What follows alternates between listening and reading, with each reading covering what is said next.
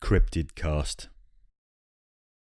He had been suddenly jerked from the heart of civilization and flung into the heart of things primordial.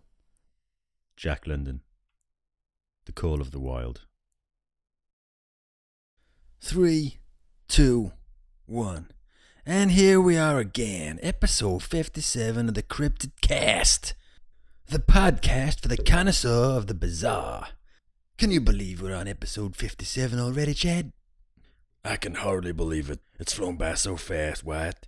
And you know what? I've enjoyed every single episode. The Mothman, the Chupacabra, the Loch Ness Monster sightings from Scotland.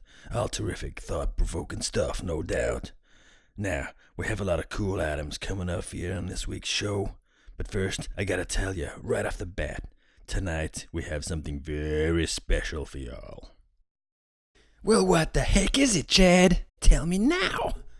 Okay, simmer down, boy. Now, do you perchance recall the reports from earlier this year of an actual Bigfoot attack up there in northern Cali, right around the Pacific Coast Ranges? That I do, Chad. As I recall, there was in fact a fatality involved. Fearful stuff, compadre. Fearful indeed. Well, the fellow who survived and subsequently reported the incident is a gentleman who goes by the name of Wilbur Ross.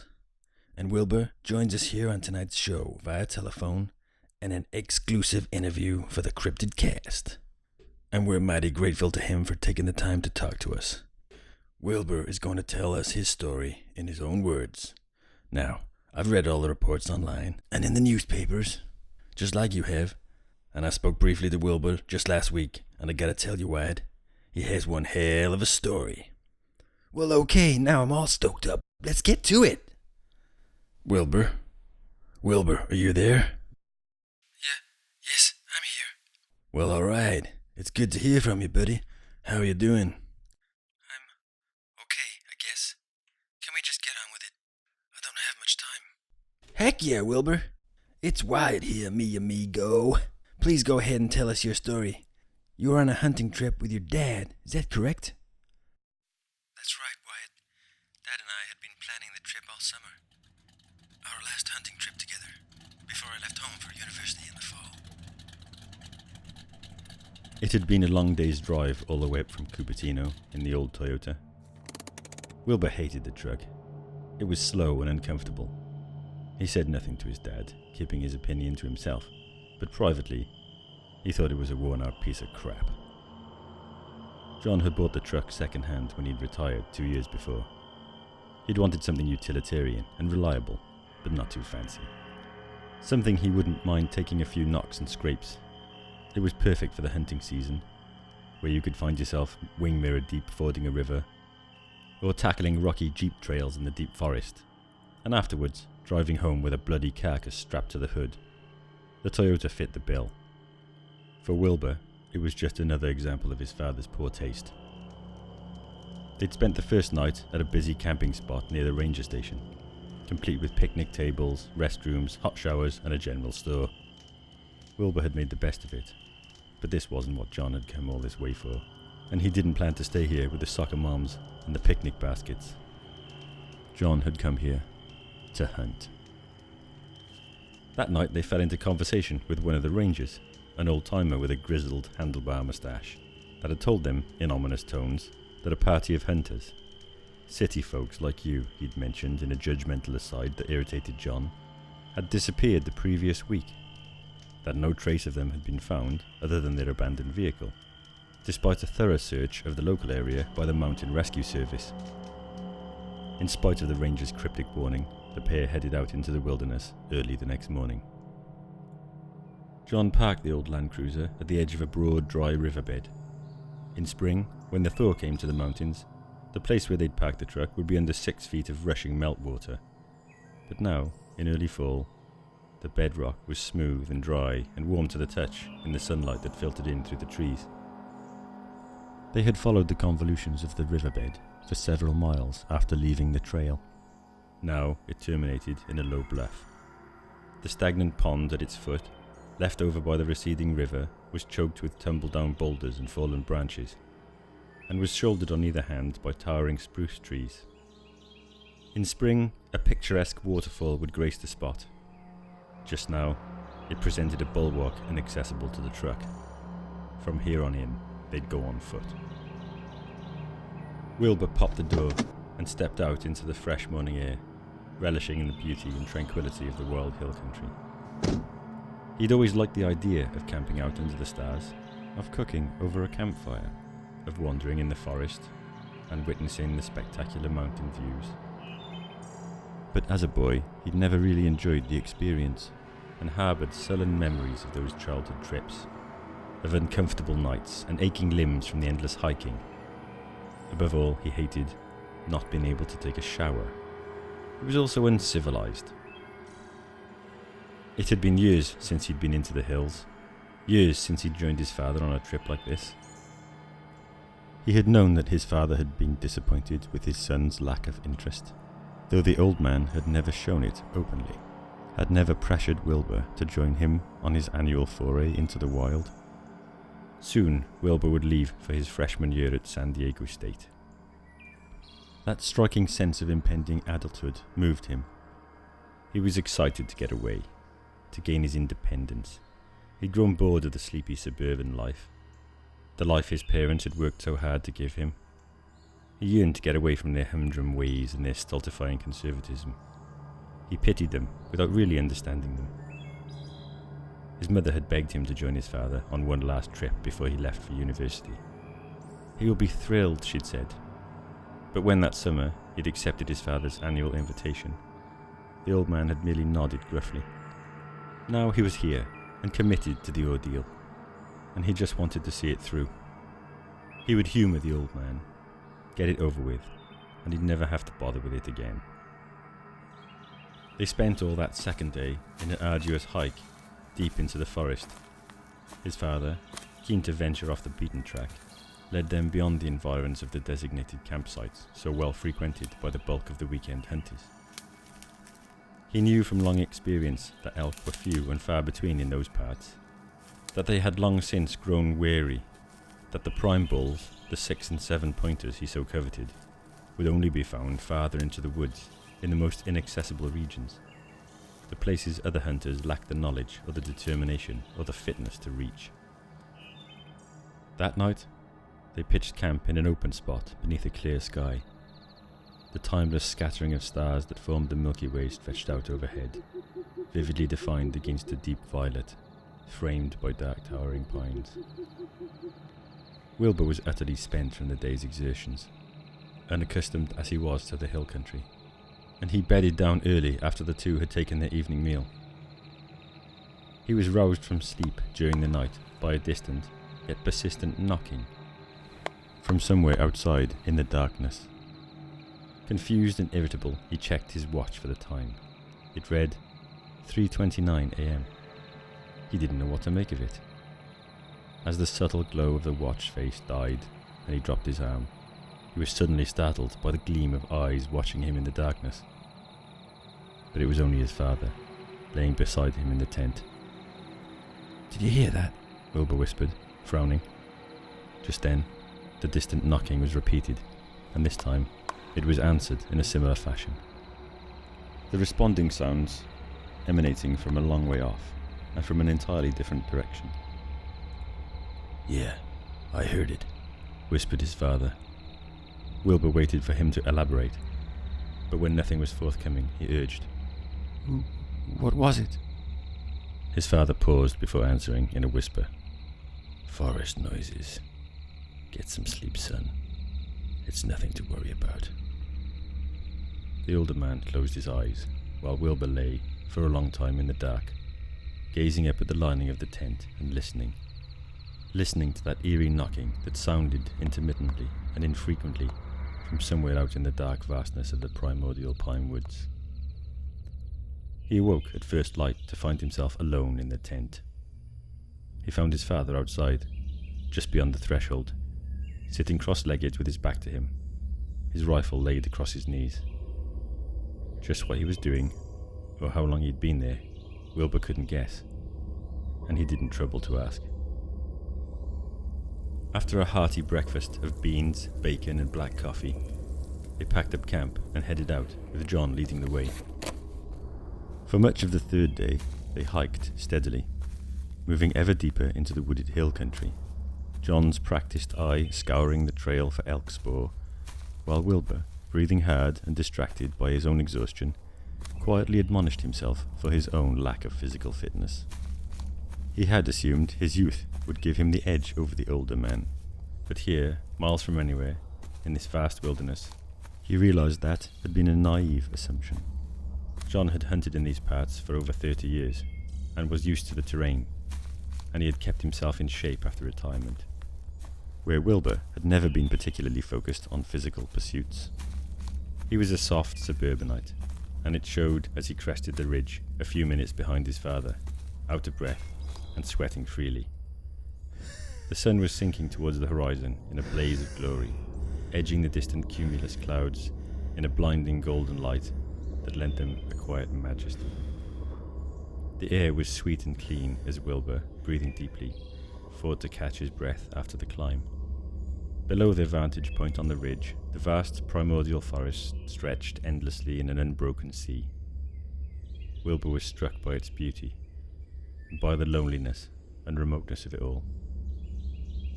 John paused, dropping to one knee, and indicating that his son do likewise.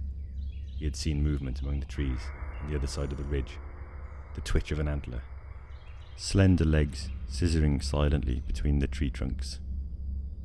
It took another half hour for them to get into position for a clean shot.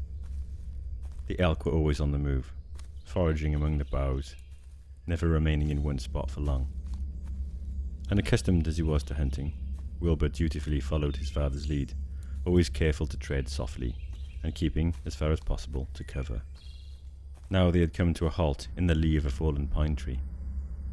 The soft, double click of his father's bolt-action Remington was enough to alert the bull. The animal's head lifted abruptly, ears pricked, listening, its nose twitching as it sniffed the air for any hint of danger. Wilbur held his breath, not moving a muscle, as his father drew a bead on the capricious animal in the failing light, aiming for the heart, just behind and below the left shoulder, along the creature's muscular flank. John's finger tightened on the trigger. He felt it begin to move under that practiced squeeze. Then, without warning, the beast took off, disappearing from his scope in an instant. The elk didn't get more than a few yards. It was caught in mid-flight by the shadowy, flailing something that had burst feverishly out of the underbrush. The remaining elk scattered every which way. Desperate to escape this sudden melee, they went bounding away among the trees. There was a flash of pale fangs that disappeared in a welter of blood as the newcomer tore out the elk's throat with a single bite. The thunder of a gunshot brought Wilbur out of the paralysis that had temporarily gripped him at the sight of this. "Got the son of a bitch," snarled John, working the action of the rifle to empty the chamber for another round. In a clearing, not 20 yards away, two creatures lay still in a death clinch.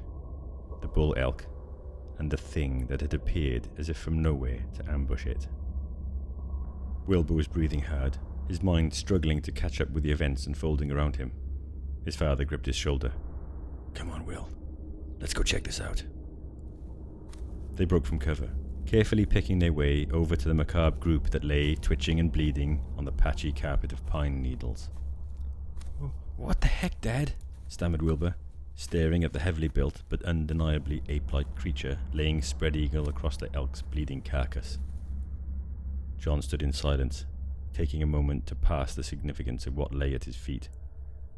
Of course he'd heard the stories of Bigfoot, the old native tales of the Sasquatch. He had, on occasion, listened with feigned interest to the dubious accounts of odd sightings from the hunters he met on the trails, and he'd seen the infamous Patterson-Gimlin film. Who hadn't? He had known that this trip would take them into the general area where some of those previous sightings had taken place, but he'd never taken those stories seriously, never believed that the Bigfoot was real. In all his years of hunting, he'd never seen anything untoward himself, had never even entertained the possibility of a genuine encounter. Yet here it was, and he'd been the one to shoot it. "It's a Bigfoot, isn't it, Dad?" Wilbur said doubtfully. His father nodded sagely. This is significant, son, he said. The damn thing is real. This, right here, is proof positive of that. Wilbur slipped his phone from his pocket and took several photographs of the brutish corpse, taking care not to get too close to the thing, though it was clearly dead. We ought to recover the body, mused John. We can't just abandon something like this. Wilbur shrugged. Look at the size of that thing. It must weigh at least 500 pounds. There's no way we can carry it out of here. John was vexed, but the boy was right. Still, they had to do something. They couldn't just leave it here for the forest to consume. The head, he concluded. We'll take the head, muttered John, drawing the broad-bladed bowie knife that hung from his belt.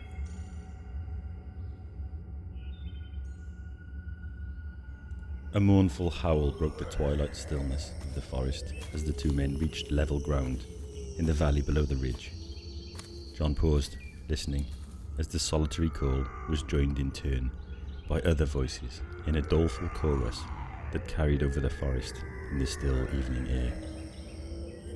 What the fuck is that, Dad? Wilbur shuddered.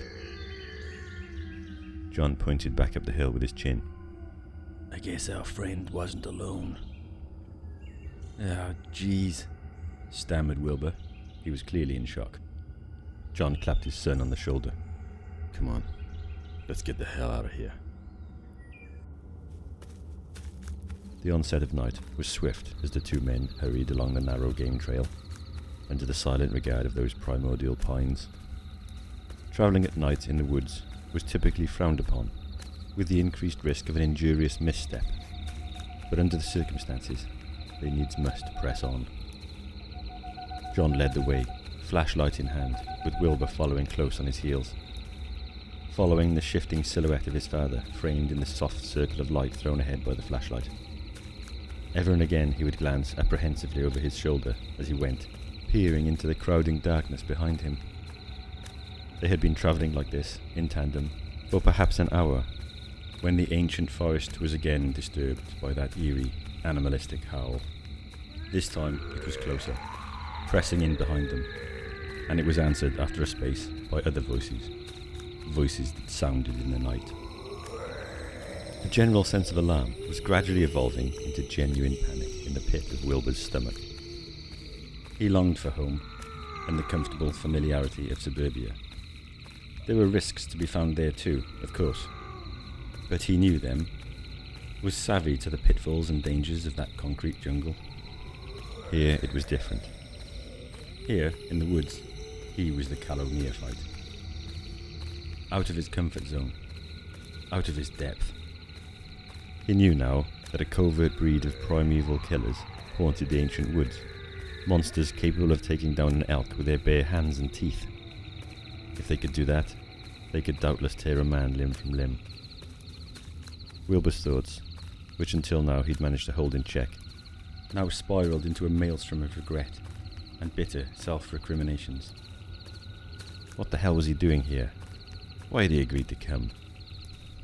Why had his father brought them to this godforsaken place? And why had he shot the fucking thing?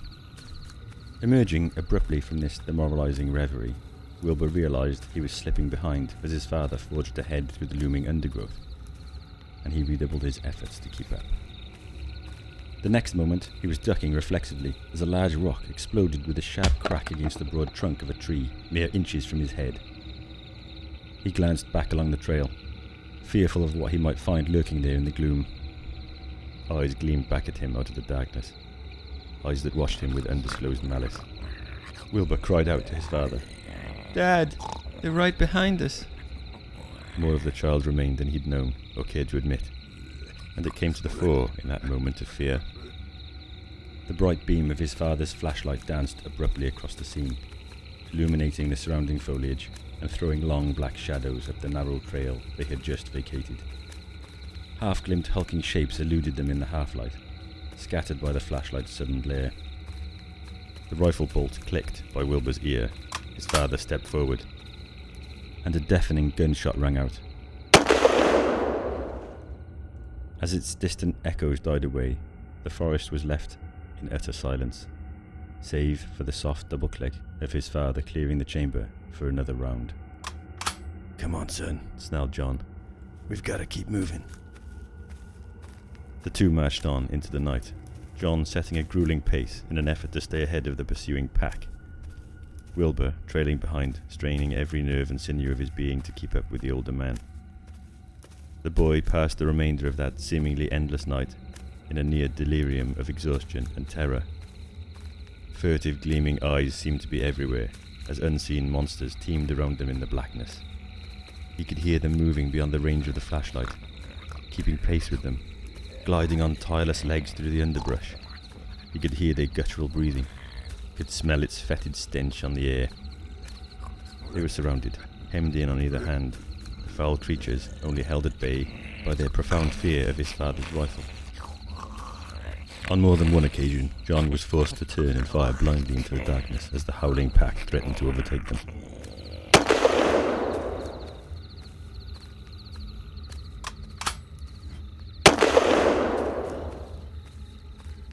Hours passed in this way as the two fugitives fled for their lives. Exhausted and fearful, Wilbur latched onto his father.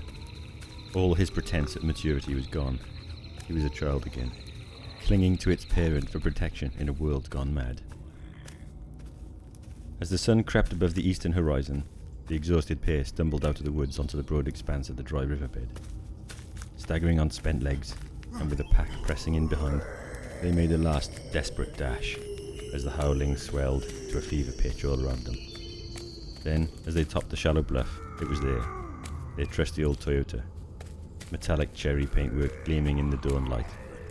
To Wilbur, it was a beautiful sight. Parked just as they had left it, near the edge of the pond. Scrambling down the bluff, the boy broke into a run, heading for the truck, with the roar of the bloodthirsty pack in his ears, and his father close on his heels.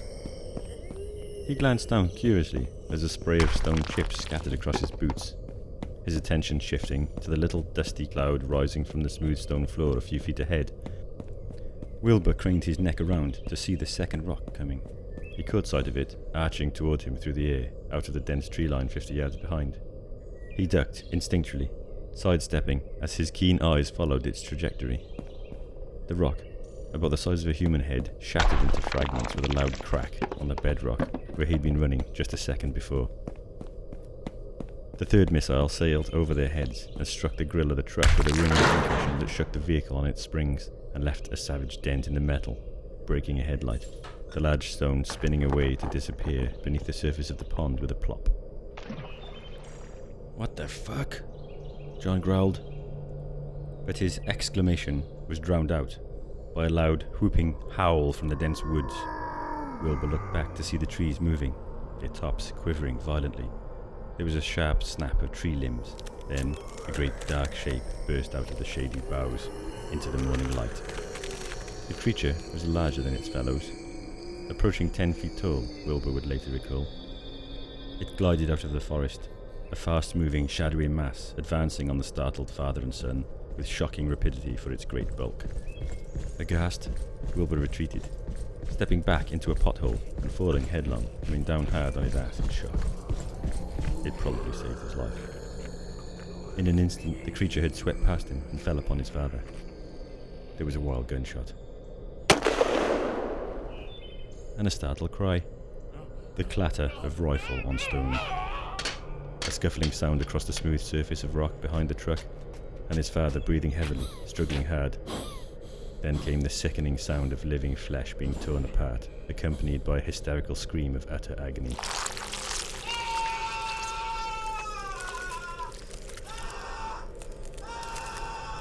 It was all over in a matter of seconds. Wilbur sat transfixed and unable to move for some time. When he did scramble to his feet, he was met with a vivid trail of spattered blood that led across the dry riverbed. The great slope-shouldered creature was some way off now, lumbering into the shadow of the woods, the limp, bloody frame of his father gripped like a rag doll in one prodigious hand. The creature paused at the forest's edge, half turning to look at the boy. For a moment, their eyes locked, and everything fell silent. Wilbur only remembered to breathe once the dark shape had melted from view, lost in the silent shadows beneath the boughs. And that was the last time you saw your father? Wyatt's voice was a low whisper close to the mic. Yes, sir. Well, that certainly is a terrifying tale. Wilbur, please know that we are truly sorry for your loss, especially in such horrifying circumstances. And Wilbur, Chad and I would like to thank you for having the courage to come on the show and share your story with us today. It takes a lot of guts to talk about something like that. Muffled voices were heard on the other end of the telephone in heated discussion, and the two podcast presenters exchanged confused glances. For several seconds, there was nothing but dead air. Then Wilbur's quavering voice was back. I got to go.